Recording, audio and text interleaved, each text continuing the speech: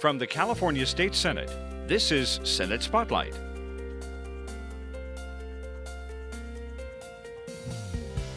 Hello, everyone, and welcome to this edition of Senate Spotlight, where we discuss legislative priorities, policy, and other related issues with members of the California State Senate.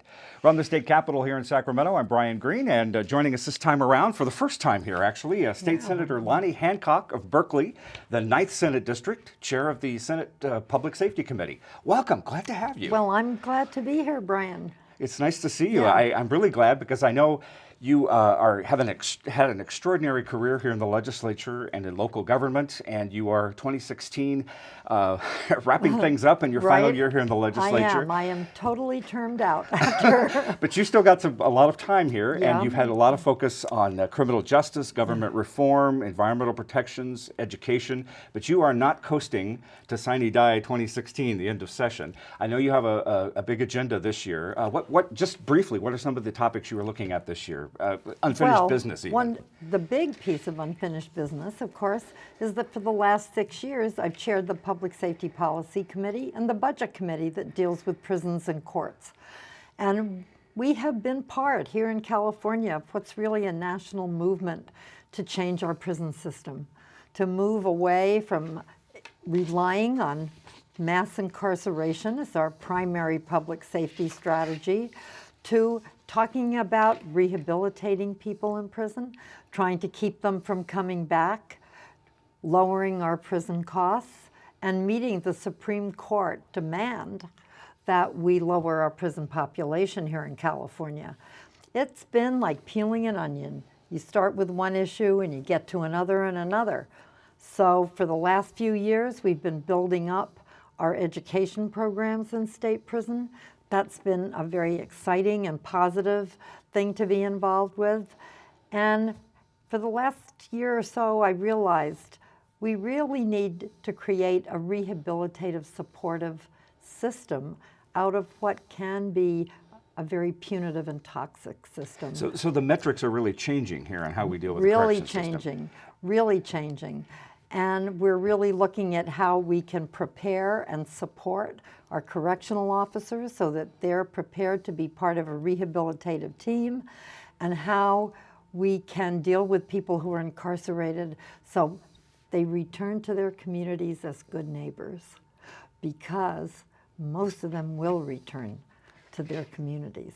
Which I know everyone's still trying to assess the realignment impacts from Proposition 47. There are some out there, some of your Republican colleagues who have come up and said, you know what, California's been sold a bill of goods here. All of this changed, but there's been no cost savings. That in fact, it costs just as much to house an inmate here in California as it did 20 years ago, even though the prison population is dropping. What do you have to say? I'm very concerned about that. Part of it is because when you have a system where we had virtually cut out rehabilitative activities or education, and bear in mind that your average inmate in a California state prison reads at an 8th grade or 9th grade level, and they are not prepared to go back into the world. So cutting all those programs got us nowhere, got us one of the highest recidivism rates in the entire country, and we're trying something else now. So we do have to put the new systems in place. But we have other issues too, and we could save more money than we are, I think, in our corrections system. And every year we scrutinize the budget, and we try to do that. I think this current fiscal year, the budget was like $10.1 billion, if I recall reading. Equal amount this year? What's it going to wind up being, do you think, as you begin the debates? We think it's going to probably be about $500,000 more. Wow. Wow, it's right. You can educate a lot of kids for that amount of money. And we want to make sure it's well used. So we are really scrutinizing every dollar. But the basic bottom line here is when you have a 61% recidivism rate, meaning that more than 6 people out of every 10 that leave your state prison are going to be back in within 3 years, which means another victim, which means communities that are not safe. We got to find another way, and we've got to find a way to deal with the people who are incarcerated so they do go back to their communities as safe neighbors. California has a new Secretary of CDCR. He has said publicly it's his aim to change the prison culture. Yes. Still early on in his term. I don't know if you've had a chance to connect with We him. have connected. You positive Yes, about we what he have. wants to do? I'm very positive. I think we're exactly on the same page. And I think the governor wants to go there too, and I'm very hopeful that we will create a path toward a system that'll put California out in front and really make us more like some of the prisons that I've been able to look at in Europe, in Scandinavia, where they have recidivism rates of 20%. You'd save hundreds of millions of dollars in California if you could do that, let alone saving human lives in many, many ways. Let's talk about another impact on human lives and your work environmentally.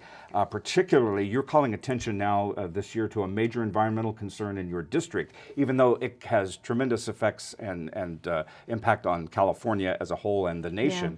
Yeah. The proposal to transport by train up to 9 million tons of Utah coal every year, bring it all the way from Utah, crisscrossing California, terminates at the former Oakland Army base, which is now a bulk commodities terminal, and then exported to China. You have called this like the Bay Area version of the Keystone Pipeline, and it does have major environmental policy implications. What's going on here? Well, look at California. Last year we decided that we would not invest our public money in coal, right? We don't import coal electricity from coal-burning power plants into California anymore. We are building a new economy on sustainable energy. Imagine finding out that there was, in fact, using public money, this effort afoot to bring coal from Utah to Oakland, ship it to China, which is already dealing with civil unrest because of the effects of pollution in that country.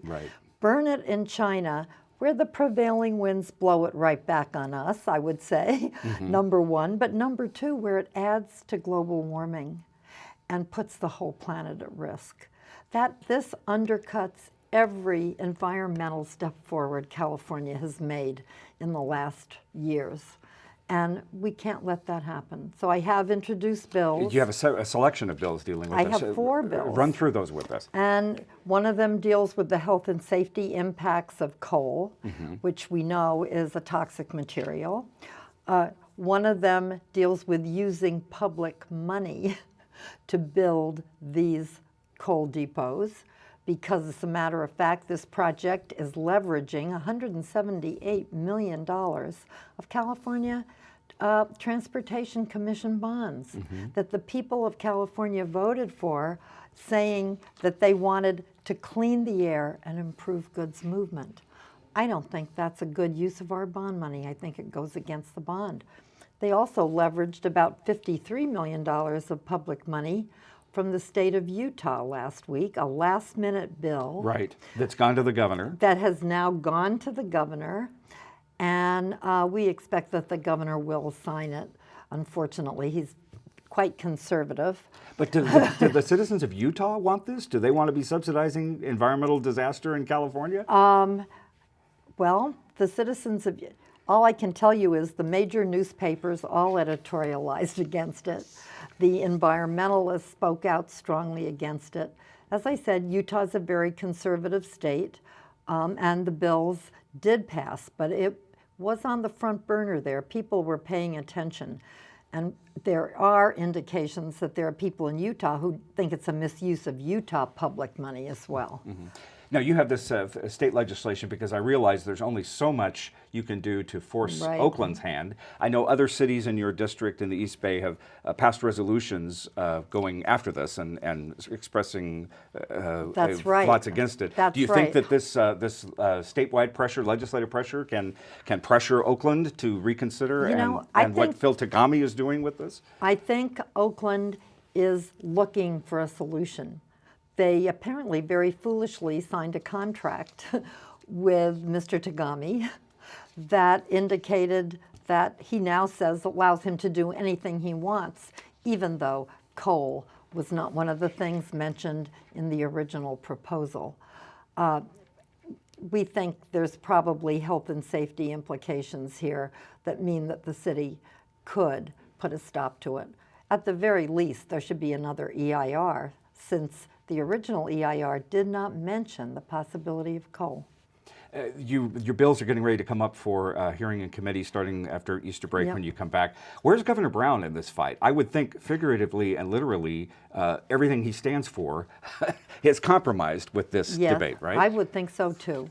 And honestly, how, to go to Paris to talk about how important local action is and regional action and state action, and how California is so far out in front on the environment, and then to let something like this happen that undercuts everything we've done in the last years is really incomprehensible to me. And I think we're all hoping that he'll step up too and help us put an end to it and get on with making good, clean energy jobs in Oakland, which is what we want for the people of Oakland, and let me say most especially for the people of West Oakland, who already are suffering the health impacts of being close to a port, and who really, they shouldn't be a sacrifice zone. Just like southern Utah and the coal mines shouldn't be a sacrifice zone to global warming, which could really mean such catastrophic things for everyone on the planet. Another consumer environmental program that I know has your imprint on it, a real victory actually here for California consumers, so some good news here, is the launch this year of a statewide mattress recycling program, getting rid of the mattress blight. This is from a bill that you authored back in 2013. I remember the press conference, you out there with all of the old dirty mattresses. Right. So we are only the second state in the U.S. to do this. It's rolling out here in 2016. Tell us about the Bye Bye Mattress program, how this works. Well, the Bye Bye Mattress program came to me from a group of small businesses in Oakland who were sick and tired of coming to work in the morning and finding dumped mattresses in the street, on the sidewalk, and wanted to know what we could do about it. Well, we decided to try a mattress recycling program. I can't tell you, first of all, we found out it's a huge problem in Oakland. Over 9,000 mattresses a year were getting collected off the sidewalk. And it was a problem in cities across California. And not only that, it turned out it was a public health hazard. Mold, rats, insects, you name it, collect on these mattresses if they're left on the sidewalk. And they also mess up the landfills. It turned out the springs in the mattresses wreck the machines that push material around in the landfill. So there were many, many, many constituencies for change.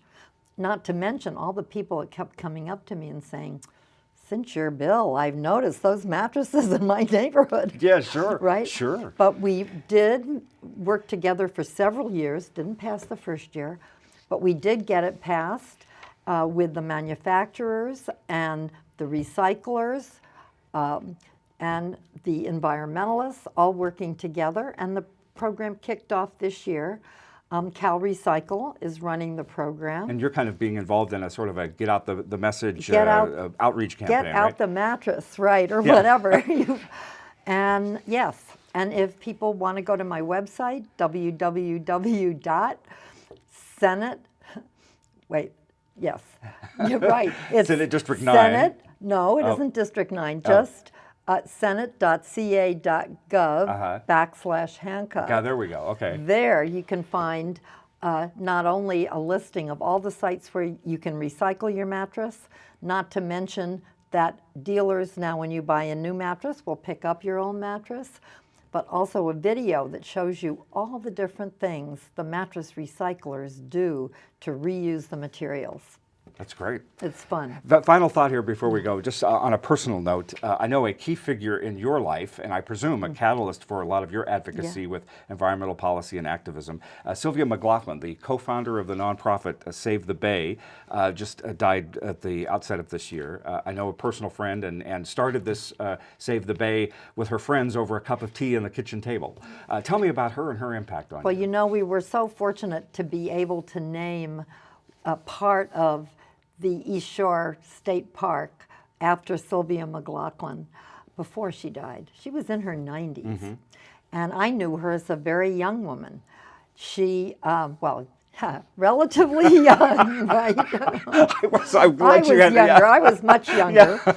And she and her two friends, they were 3 faculty wives, and looked out at the San Francisco Bay and saw it was rapidly becoming a little stream as landfill from every city, unregulated, filled in the bay. Those women showed that it's a few committed people that change the world. They started Save the Bay. They worked on legislation. They tirelessly organized everyone they knew. Senator Nicholas Petras and others from our area helped, and they got Save the Bay, they got the legislation, and literally brought this beautiful, beautiful spot to the face of the earth back to life. And we're still working on it. There's a bond measure before the people of the Bay Area, all 9 counties, to restore more of the wetlands this year. We have truly made this a destination place, and a place that just is the heart and soul of our region, and an economic driver as well. Just a final question here before we go. Speaking of heart and soul and the drivers of our economic region, and keeping Sylvia McLaughlin in mind, your public policy career as an elected official, you've been eyewitness to this incredible arc of things that have gone on here in California, the surpluses and deficits, figuratively and literally, of environmental progress, of criminal justice system, fairness and justice in education, consumer advocacy, and law. So much done. It's so fragile and can change in an instant. It can be repealed and digress and regress in an instant. Just as you look at this last year, just reflect on that a little bit about all the changes and how fragile all of this is. Well, democracy is all about letting people know what's going on, winning their hearts, giving them information, and it can turn back at any time. That's right. And many of us are very worried about that. I think a key is we have to really be educating our young people very, very well, teaching them critical thinking, and we need to keep building on the progress we've made, because to slip back now at a time that is very fragile, very promising, but also very dangerous. You know, just global warming alone. We're told that we're on a track to increase temperatures 4 degrees Celsius. But if they increase beyond 2 degrees Celsius, they take on a life of their own. That's the tipping point. So we have to build on every little advance we've made, because we're literally talking about saving the planet for our grandchildren. It's a beautiful, habitable place. And that means social justice, too, and economic justice. So it's wonderful, actually. It's an honor to be in the California legislature and working with so many good colleagues to try to incrementally build a system that really says, yes, people matter, and that we are going to build a world that our children can thrive in and be proud of. Thank you for all your efforts to make this place, the state, a place to thrive in. I appreciate you being on. Well, hopefully we can bring you back again before the close of session this year. Well, that would be fun. We can take a look back and see what's been going able on. to do. That's exactly right. Thank you so much. State Senator You're very Loni welcome. Hancock, the 9th Senate District out of Berkeley, as chair of the Senate Public Safety Committee, and that is it for this edition of Senate Spotlight. And we invite you to join us next time around as we discuss important legislative issues and policies with the newsmakers and newsbreakers of the California State Senate. From the state capitol here in Sacramento, I'm Brian Green. Thanks for watching. Thanks for watching Senate Spotlight.